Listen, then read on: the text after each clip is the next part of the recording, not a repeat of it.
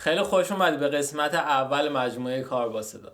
من توی مقدمه بهتون گفتم که یه درک اساسی راجع به مفاهیم کار با صدا خیلی مهم و ضروریه. این قسمت، یعنی این ویدیویی که داری میبینی، یکی از مهمترین ویدیوهای این دوره است، چون که ما 3 المان اصلی صدا رو با همدیگه بررسی میکنیم و شما لازمه که یه شناخت خیلی دقیق و یه درک کامل راجع به این 3 المان داشته باشید. چرا؟ شما فرض کنید یه عکاس، خب یه عکاس میخواد عکاسی کنه، هیچ شناخت نسبت به نور نداره، هیچ شناخت نسبت به زاویه یه لنز نداره، نمیدونه ایزو چیه، نمیدونه پرده دیافراگم دوربین چطوری کار میکنه. خب این عکاس هر کاری بکنه یه عکاس حرفه‌ای نمیشه. شاید بتونه 4 تا عکس بگیره، اما خب عکس حرفه‌ای نمیتونه بگیره. پس ما هم اگه بخوایم یه صدا بردار حرفه‌ای بشیم، باید حتما این المانا رو یه شناخت کامل راجبش داشته باشیم. المان اول شدت صدا، المان دوم فرکانس و المان سوم محیط. از المان اول شروع میکنیم، شدت صدا. شدت صدا یعنی چی؟ به بلندی صدا میگن شدت صدا. ببین بچه ها، صدا برای اینکه توی محیط بس پیدا بکنه احتیاج داره به هوا. در واقع امواج با تغییر فشار هوا توی محیط بس پیدا میکنن. خب به عنوان مثال فرض کنید شما کنار دریاچه هستید، یه سنگ برمی‌دارید میندازید وسط دریاچه. خب از موقعی که سنگ برخورد میکنه به اون آب، شما امواج رو میبینید که دونه دونه طی میشن و میان میخورن به ساحل دریاچه. این امواج چطوری طی میشن؟ به خاطر تغییر فشار آب این امواج روی آب به اصطلاح طی میشن. توی هوا هم همینطوریه، یعنی توی محیط وقتی که من صحبت میکنم یا صدای منو که الان دارید میشنوید، اون باند بلندگوتون داره فشار هوا رو تغییر میده و باعث میشه که اون صدا و امواج بیان از بلندگو بیان بخورن به گوش شما.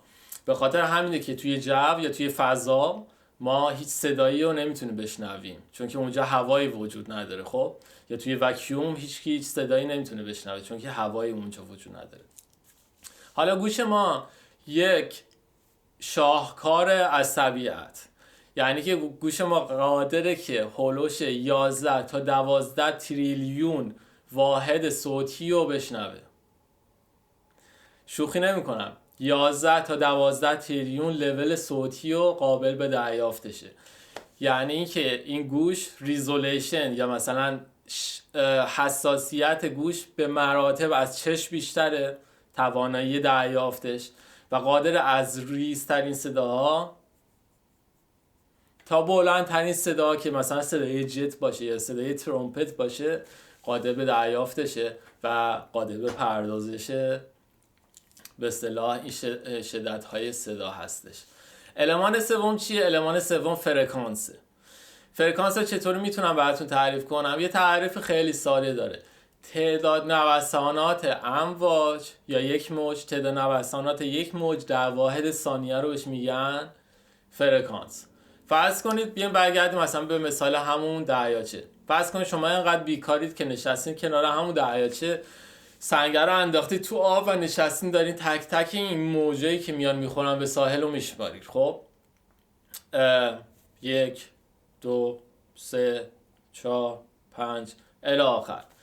تعداد این موجایی که میان میخورن به ساحل در واحد ثانیه بهش میگن فرکانس. حالا توی مثال امواج دریاچه، این امواج اینقدر سرعتشون پایینه که شما مثلا هر ثانیه یه دونه موج بیاد بخوره، اون فرکانسش میشه چی؟ میشه 1، یعنی با فرکانس 1 هرتز دارن این امواج تکون میخورن، چون که هر ثانیه یک موج میاد میخوره به این ساحل. اما امواج صوتی فرکانس هاشون، یعنی امواج صوتی که ما قادر به شنیدنشون هستیم، فرکانسشون از 20 هرتز شروع میشه تا 20 کیلو هرتز. یعنی که گوش انسان، گوش سالم انسان قادره که از 20 هرتز که میشه 20 تا موج در یک ثانیه تا 20 کیلو هرتز که میشه 20,000 تا موج در یک ثانیه رو بشنوه، و زیر این فرکانس و بالای این فرکانس ما قادر به شنیدنش نیستیم. حالا حیوانات دیگه، حیوانات مثلا قادر به شنیدن اینجور فرکانس ها هستن، اما خب انسان ها فقط توی این بازه فرکانسی قادر به شنیدن هستن. یعنی به خاطر همین چیزا هست که سازها توی فرکانس‌های رنج‌های فرکانسی مختلف تقسیم بندی شدن. خب مثلا یه سری سازها بم هستن، یه سری سازها میانی هستن، یه سری سازها خیلی زیر هستن. خب حالا یه شناخت دقیق راجبه این فرکانس‌ها، یعنی دامنه فرکانسی این سازها چه کمکی بهتون میکنه؟ کمک بهتون میکنه که موقع میکس شما بدونید که مثلا چه سازی باید توی چه بازه فرکانسی باشه و فرکانسی اضافی که بالاشن یا زیرشن رو میتونی با یه دونه اکولایزر حذف کنی و به میکستون خیلی کمک میکنه که خیلی شفافتر باشه میکستون و همه سازا رو به اصطلاح بشه شنید. حالا بیاین تا یکم دوباره مبحث رو بازتر بکنم براتون. ببینید سیم، مثلا سیم ای گیتار یا سیم می گیتار یه فرکانسی داره که 82.4 هرتز، یعنی که این سیم وقتی که به ارتعاش در میاد 82.4 بار در ثانیه تکون میخوره. سیم لای گیتار یا آ 110 هرتز فرکانسش، یعنی چی؟ یعنی که 110 بار در ثانیه این فرکانس این سیم به اصطلاح تکون میخوره، به ارتعاش در میاد. بیاین یه مثال بهتون نشون میدم، که بهش میگن یه سیگنال سویپ که از 20 تا 20 کیلوهرتز پخش میشه تا شما بیشتر بفهمید که من منظورم چیه.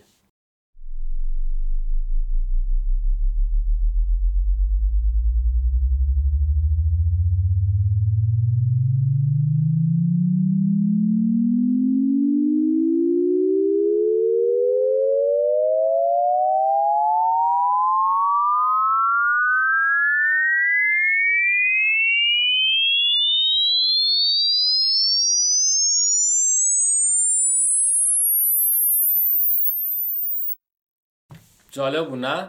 از کجا شروع کرد گوشتون به شنیدن؟ از همونجا میشه سنتون رو تخمین زد. شوخی میکنم. اما خب الان متوجه شدی که منظور من از 20 هرتز یا 20 کیلو هرتز چیه. بیایم وارد المان سوم بشیم که المان آخرمونه که بهش میگم محیط. محیط رو چطوری میتونم براتون تعریف کنم؟ خیلی تعریفش ساده است.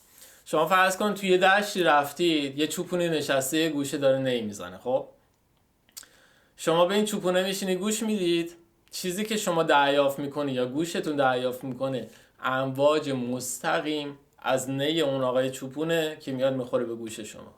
حالا بیاین محیط عوض کنیم. پس کن همون چوپونه رو دعوتش میکنه واسه یه چایی بیاد خونتون، میاد میشینه تو پذیراییتون و بهش میگه آقا یه نی هم بزنی برام. وقتی که این آقای چوپون شروع میکنه نی زدن، گوش شما این دفعه چی رو دریافت میکنه؟ گوش شما موج مستقیم یا امواج مستقیم از اون نی دریافت میکنه که میخوره به گوشتون، به اضافه تموم انعکاسای صدای این نی در محیط. یعنی صدای نی میاد میخوره به زمین، میخوره به گوش شما، میخوره به سقف، میاد میخوره به گوش شما، میخوره به دیوار، میاد میخوره به گوش شما. پس یه عالمه انعکاس اضافه میشن به صدای مستقیم یا به اون موج مستقیمی که اون نی داره. خب به اینطوریه که گوش ما قادره، یعنی ما به چشم بستم قادریم که مثلا بریم توی محیط، به این که آقا این الان یه دشته، یا این الان مثلا اتاق پذیراییه، یا این مثلا الان این اتاق کوچیک شد.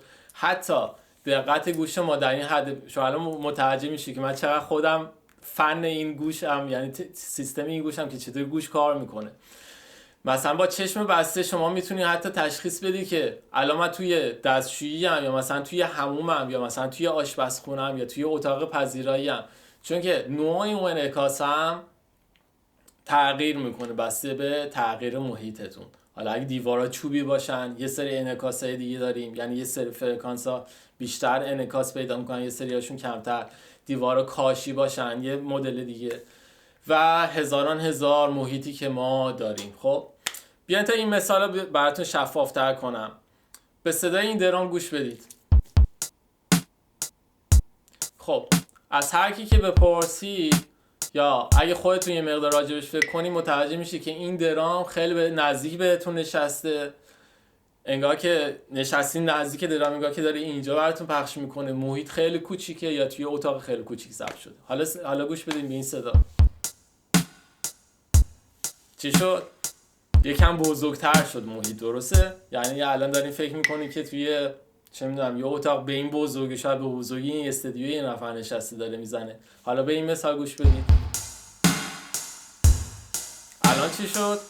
الان دیگه محیط خیلی بزرگتر شد. یعنی دارین فکر میکنین یه جورایی که شاید مثلا توی سالن فوتبال یا تو سالن بسکتبال یه نفر نشسته داره درام میزنه. چرا؟ چون که رفلکشن ها، اون انعکاس ها خیلی پیچیده تر شدن، بیشتر شدن، تعدادشون بیشتر شده و به اصطلاح خیلی دیفیوز تر شدن، محو تر شدن توی محیط. خب اینا تمام کارهاییه که محیط میتونه برای ما انجام بده. یعنی شما با علمی که دارید به افکتایی که شما میتونید به، حالا چه به صورت مصنوعی چه به صورت طبیعی، میتونید به اون سازتون اضافه کنید، میتونید یه محیطی رو خلق کنید که شنونده با شنیدن اون حالا میخواد اطلاعات داشته باشه راجع به صدا یا نداشته باشه، با شنیدن اون دقیقاً میتونه بگه سریع میتونه بگه که آها این الان اتاق بزرگتر شد، این الان بزرگتره، این الان بزرگتره.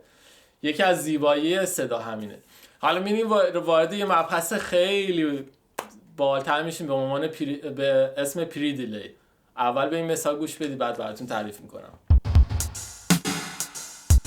این همون مثال درام قبلی ما بود. یه افکتی بهش اضافه شده که بهش میگن پری دیلی، مثل یعنی اسنه که میخوره به اون استیک که میخوره به اسنه، شما بعد این مدت انعکاسش رو میشنین. اینو دیدید که وقتی میرین شما مثلا توی کوهستان میرید داد میزنید، بعدش اکو میشه برمیگرده میاد سمتتون. حالا بیاین علمی اینو بررسی کنیم ببینیم چطوری این افکت پیش میاد، چون که توی پروداکشناتون خیلی بهتون کمک میکنه یا توی کاراتون بهتون کمک میکنه. امواج صوتی قادرن که مسافتی قالب 343 متر رو در ثانیه طی کنن. یعنی یه موج صوتی تو دمای 20 درجه و توی ارتفاع سطح دریا قادر 343 متر رو توی ثانیه طی کنه.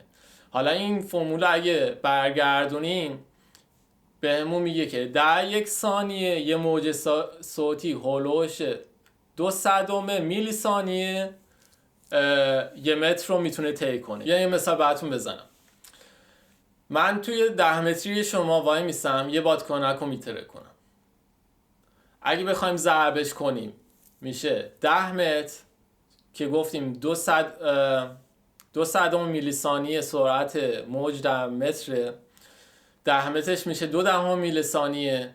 یعنی که من وقتی بادکنک رو میتره کنم بعد از 2 میلی ثانیه صدا میاد میخوره به گوش شما. شما فرض کنین اینو دیگه همه دیدید، رعد و برق که میاد نور رو میبینید، شما بعد صدا رو میبینید. این به خاطر چیه؟ به خاطر اینه که سرعت نور چندین برابر سرعت صداست. سرعت صدا خیلی کمتر از سرعت نوره. خب این افکت، این اتفاق وقتی توی محیط هم میفته دیگه. یعنی شما یه محیط خیلی بزرگ رو تصور کنید که سرپوشیده است، مثلا یه دونه کلیسای خیلی بزرگ. خب یک نفر میشینه توی این کلیسا، اون اسنر رو میزنه، خب با استیک میزنه روی اسنر، این صدا میره میخوره به اون دیواری که مثلا 100 متر فاصله داره، 100 متر طی میکنه محیطو، میخوره به دیوار، رفلکشنش برمیگرده دوباره 100 متر دیگه تو راحت بیاد بخوره به ما. این شد چقدر شد؟ 200 متر. خب به خاطر همین ما این صدا رو، این افکت رو داریم که شما تو مثال بهش گوش کردید.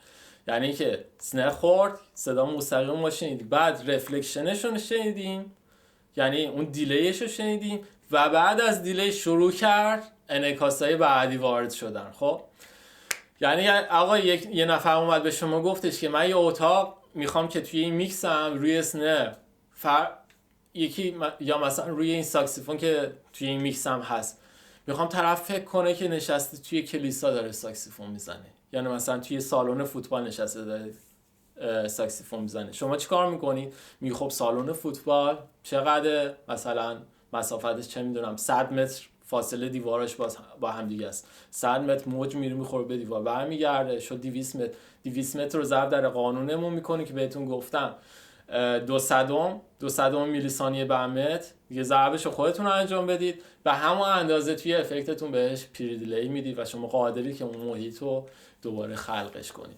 پس این الان به کارمون اومد که محیط رو حالا به صورت مصنوعی یا به صورت طبیعی خلق کنیم توی میکسمون. چیزای مفاهیم اصلی مثل شدت صدا که خیلی مهمه. ببینید شما توی میکس شدت صدا میتونید اصلا یه دونه ساز رو ببرید توی پس زمینه اگه صداشو کم بکنید. صدا رو میتونید زیاد بکنید بیارینش توی زمینه، بیارینش جلو، بیارینش پرزنتش بکنید. یا مثلا میتونید اتوماسیون بنویسید که یه صدا ضعیف بشه، قوی بشه، ضعیف بشه، قوی بشه توی میکستون.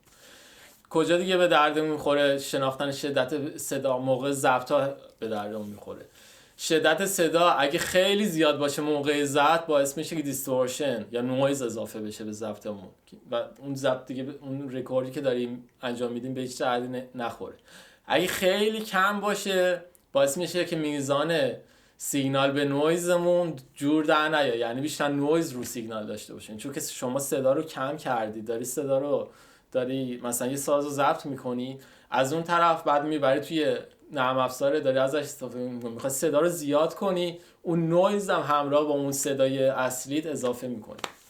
پس شناخت دقیق نسبت به شدت صدا خیلی مهمه که توی فصل بعدی بیشتر بهش اشاره میکنیم. فرکانس چرا مهمه؟ این ویدیو رو نگاه کنید تا متوجه بشید که چرا من بهتون میگم فرکانس مهمه. لا لا لا لا لا لا لا لا لا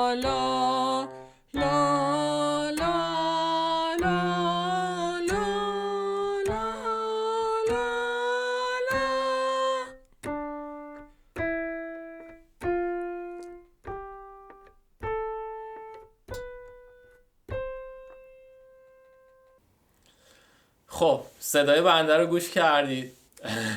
متاسفم که من خواننده نیستم، اما خب سعی میکنم که مهندس صدای خوبی باشم.